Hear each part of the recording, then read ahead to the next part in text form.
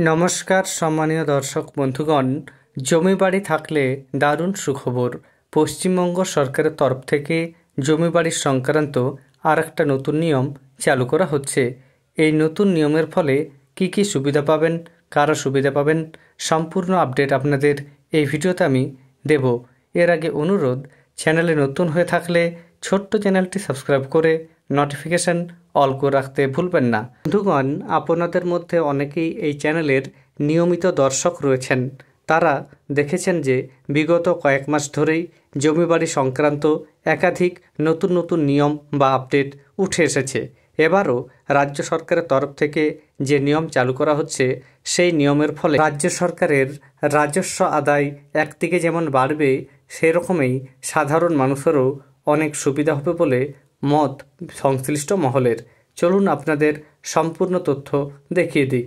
জমি বাড়ি কেনা বেচা করতে গিয়ে মানুষকে যাতে হয়রানির শিকার না হতে হয়, তার জন্য একাধিক পদক্ষেপ করেছে রাজ্য সরকার।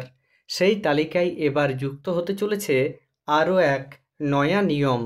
রাজ্যের পুরো এলাকায় জমি বাড়ি কিনলে সংশ্লিষ্ট পুরসভার তথ্য ভাণ্ডারে সেই সম্পত্তি নিজের নামে নথিভুক্ত করাতে হয়। চলতি কথায় একে বলে পুরো মিউটেশন। এর জন্য পৃথকভাবে আবেদন করতে হয় পুরসভার কাছে। এসব হয়রানি এড়াতে অনেকে এই কাজ ফেলে রাখেন।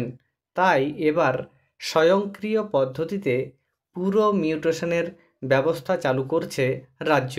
অর্থাৎ জমি বাড়ি কেনার পর রেজিস্ট্রেশনের সময়েই স্বয়ংক্রিয়ভাবে পুরো মিউটেশন হয়ে যাবে। সফলভাবে রেজিস্ট্রেশন প্রক্রিয়া সম্পূর্ণ হলেই সংশ্লিষ্ট পুরসভার নথিতে পুরনো মালিকের জায়গায় চলে আসবে সম্পত্তির নতুন মালিকের নাম।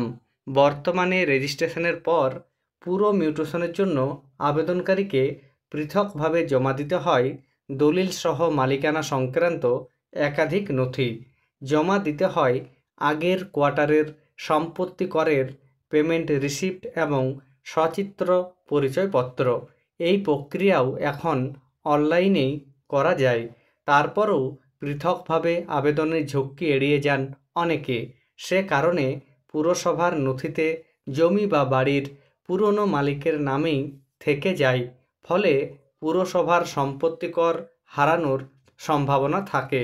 পরবর্তীকালে ওই সম্পত্তি ফের বিক্রি হলে বকেয়া সম্পত্তি কর মেটানোর দায় বর্তায় নতুন মালিকের উপর। প্রশাসনিক সূত্রে খবর, বর্তমানে শুধুমাত্র অনলাইনে পুরো মিউটেশনের জন্য আবেদন করা যায়। দেখা যাচ্ছে গত 2 বছরে এভাবে পুরো মিউটেশন হয়েছে 3,52,635টি, যা আরও অনেক বেশি হওয়া উচিত ছিল বলে মনে করছেন আধিকারিকরা।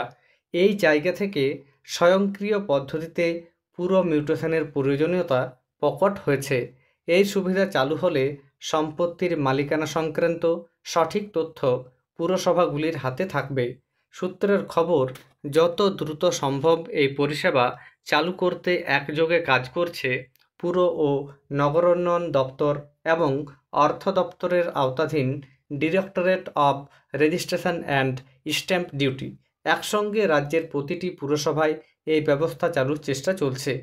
এক পদস্থ আধিকারিক জানিয়েছেন, অন্যান্য পরিষেবা নিশ্চিত করার লক্ষ্যে পুর দপ্তর, কলকাতা পুরসভা এবং নিউ টাউন কলকাতা ডেভেলপমেন্ট অথরিটির সঙ্গে আগেই রেজিস্ট্রেশন ডিরেক্টরেটের পোর্টাল সংযুক্ত করা হয়েছে। ফলে স্বয়ংক্রিয় পদ্ধতিতে পুরো মিউটেশন দেওয়ার ক্ষেত্রে নথি যাচাইয়ের যে প্রক্রিয়া, তা সহজেই করা যাবে।